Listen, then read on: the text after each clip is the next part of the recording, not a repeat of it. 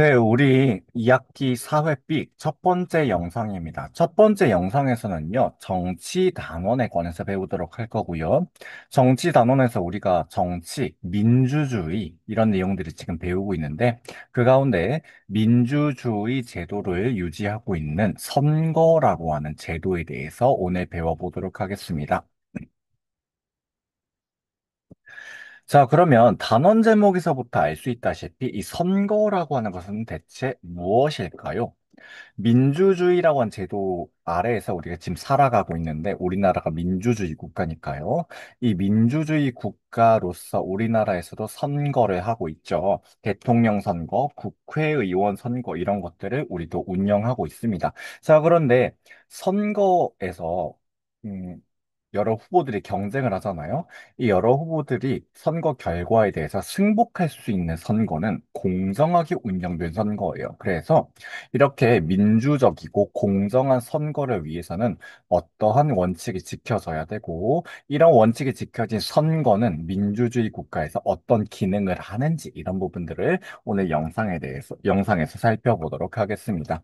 자, 그러면 오늘 단어는요, 교과서 182, 183부터 시작합니다. 선거란 무엇일까라고 하는 것이고요.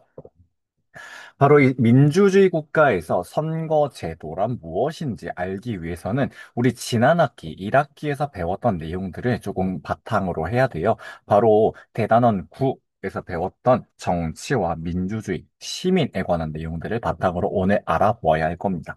자, 그러면 지금 시간 선생님이 1분 정도 이제 드린다고 가정을 하고 1번, 2번, 3번, 4번의 내용 이 어떤 게 들어갈지 한번 답을 잠깐 지금 일시정지 눌러놓고 써보도록 하세요.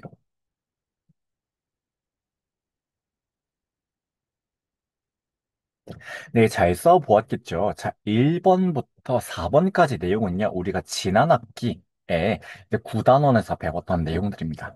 자, 지난 학기에 이 9단원에서는 정치와 민주주의에 대해서 살펴보았는데요. 정치라고 하는 것은 사회적 희소가치, 누구나 갖고 싶어 하는 것을 어떻게 분배할 것인지를 결정하는 집단적 의사결정 과정이었다라고 했습니다. 자, 그래서 의사결정으로서의 정치 형태 중에서 우리가 민주주의를 살펴봤는데요. 민주주의라고 하는 것은 다수의 국민이 국가의 주인으로서 나라를 다스리는 정치 형태였습니다. 또 민주적이다라는 말을 쓸 때는 정치 형태가 아니라 생활 방식, 생활 양식으로서의 민주주의를 뜻하기도 한다고 했었죠. 자, 이러한 정치 형태로서의 민주주의에는 두 가지 형태가 있다라고 우리가 배워보았습니다. 저 먼 옛날 고대 아테네에서는요, 사람이 적고 나라가 작았기 때문에 직접 민주주의가 가능했던 데 비해서 오늘날은 사람들이 많고 영토도 넓어요. 그래서 시민들이 대표를 뽑아서 이 대표를 중심으로 정치를 이끌어 간다고 했습니다. 우린 이것을 대의민주주의라고 한다고 했었죠. 자, 근데 현대 민주주의 국가에서는 이 대표들이 시민들의 의사를 정치 과정에 제대로 반영하지 않는 경우도 나타날 수 있다고 했습니다. 이런 경우에 시민들은 뭔가 정치적으로 내가 아무 역할도 할 수 없다는 무력감에 빠지기 때문에 정치적 무관심 현상이 나타날 수 있다라고 얘기했고요. 이 정치적 무관심 현상을 막고 시민들의 정치 참여를 독려하기 위해서 대의민주주의에 직접 민주주의를 도입해야 한다라고 얘기를 했었죠. 우린 이것을 이러한 제도들을 통해서 보완해 볼 수 있습니다. 자, 그럼 이 선거라고 하는 것은 직접 민주주의에서는 굳이 할 필요가 없어요. 왜냐하면 직접 민주주의에서는 시민들이 내가 생각하는 내용들, 나의 정치적 의사를 직접 밝히면 되기 때문입니다. 하지만 선거라고 하는 것은요, 나의 의견을 대표할 사람들을 뽑는 거잖아요. 현대 민주주의 국가에서는 인구도 많고 영토도 넓다 보니까 모든 사람들이 직접 정치에 참여하기 힘들게 되었어요. 자, 그래서 정치를 실질적으로 이끌 수 있는 능력 있는 사람들을 국민들이 선택을 한다는 거죠. 바로 이 선택 과정을 우리는 선거라고 하고요. 바로 현대 민주주의 국가들이 대의민주주의 제도를 선택하고 있기 때문에 바로 이러한 선거가 필요합니다. 자, 따라서 현대 민주주의 국가에서 국민들은 바로 이 선거를 통해서 나의 정치적 의사를 밝힌다라고 하는 거죠. 나의 정치적 이해관계에 부합하는 대표, 나를 대표해 줄 만한 사람들을 뽑기 때문에 나의 의견을 정치적 공론장에 이렇게 제시할 수 있습니다. 대표를 통해서요. 자, 그래서 이 선거라고 하는 것은 민주주의의 꽃이란 말로 많이 불리고 있습니다. 자, 따라서 선거라고 하는 것은 나의 정치적 의사를 대표해 줄 만한 대표자를 선출하는 과정입니다. 대표자를 선출하기 때문에 바로 국민주권의 원리를 실현할 수 있는 것이죠. 그래서 선거 과정에서 경쟁하는 많은 후보들 가운데 특히 가장 많은 표를 얻은 대표자가 우리나라의 대표 정치인이 되죠. 따라서 적은 표를 받은 사람보다는 더 많은 표를 받은 사람이 국민들의 선택을 조금 더 받았다라고 할 수 있기 때문에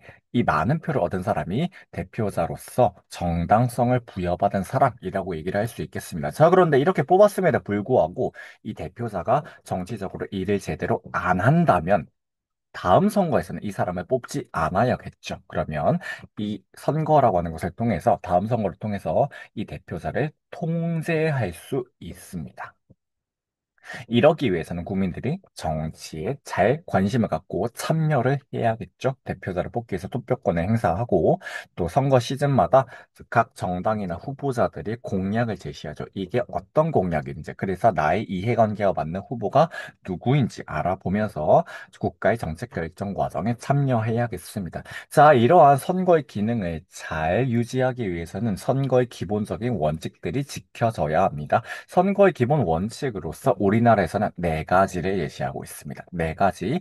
보통선거, 평등선거, 직접선거, 비밀선거라고 하고 있는데요.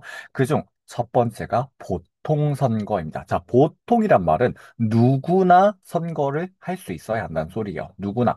그 어떠한 구분도 받지 않고, 구별도 받지 않고, 누구나 참여해야 된다라고 하고 있습니다.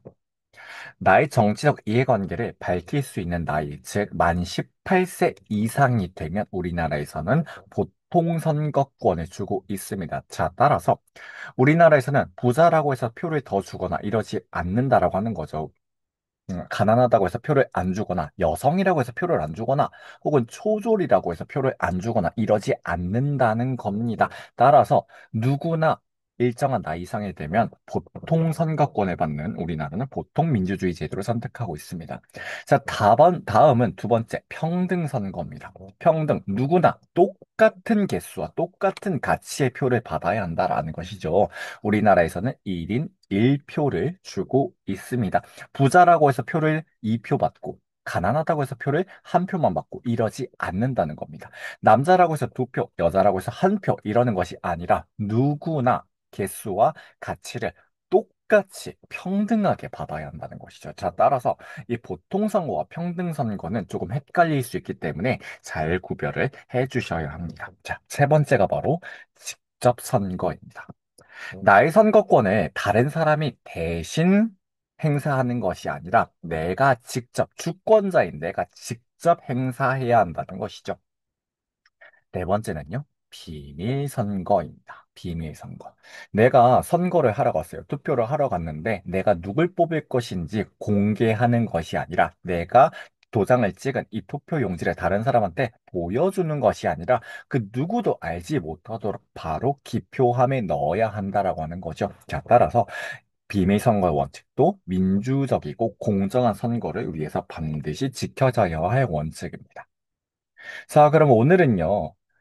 선거란 무엇인지, 선거가 어떤 기능을 하고 어떻게 민주주의 제도 운영을 위해서 유지되고 있는지, 또 이 과정에서 지켜져야 할 선거의 기본 원칙은 무엇인지 살펴보았습니다. 우리 다음 영상에서는요, 선거 과정에서 유권자와 정당이 어떠한 활동을 하고 어떤 역할을 맡아야 하는지 살펴보도록 하겠습니다.